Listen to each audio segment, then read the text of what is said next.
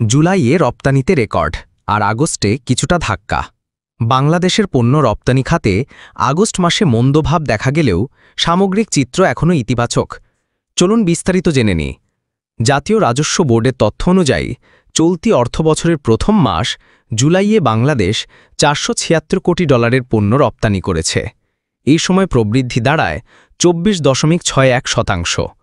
বিশেষজ্ঞদের মতে স্থগিত থাকা বহু অর্ডার ওই মাসেই জাহাজীকরণ হওয়ায় এবং ক্রেতাদের আগাম অর্ডার দেওয়ার কারণে জুলাই মাসে রপ্তানি অস্বাভাবিকভাবে বেড়ে যায়।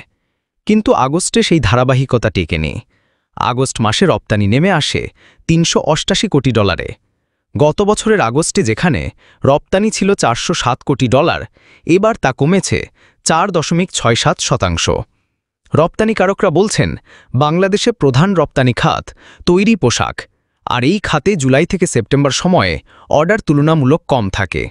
এর সঙ্গে যোগ হয়েছে আন্তর্জাতিক বাজারের অনিশ্চয়তা। মার্কিন প্রেসিডেন্ট ডোনাল্ড ট্রাম্পের পাল্টা শুল্ক কার্যকর হওয়ার আলোচনার কারণে ক্রেতারা অনেকটা দ্বিধায় ছিলেন।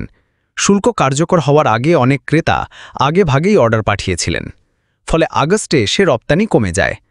তবে অর্থনীতিবিদরা বলছেন সামগ্রিক চিত্র এখনও ইতিবাচক। রপ্তানি উন্নয়ন ব্যুরোর প্রাথমিক হিসাব অনুযায়ী 2024-25 অর্থবছরে এখনও পর্যন্ত $4,828 কোটি পণ্য রপ্তানি হয়েছে। এটি আগের অর্থবছরের তুলনায় 8.50% বেশি। 2023-24 অর্থবছরে যেখানে তৈরি পোশাক রপ্তানি হয়েছিল $4,447 কোটি, এবার তার চেয়ে বেশি হয়েছে। এটা প্রমাণ করে যে মৌসুমি ধাক্কা থাকলেও বাংলাদেশের রপ্তানি খাত শক্ত ভিত্তিতে এগোচ্ছে। রপ্তানিকারক সমিতির নেতাদের ভাষায় জুলাই থেকে সেপ্টেম্বর সময় রপ্তানি কম হওয়া স্বাভাবিক। অক্টোবর থেকে অর্ডার আসার হার আবারও বাড়তে পারে বলে তারা আশাবাদী।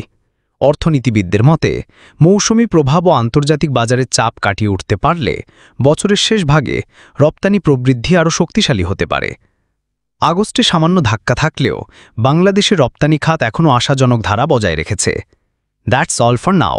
Thank you.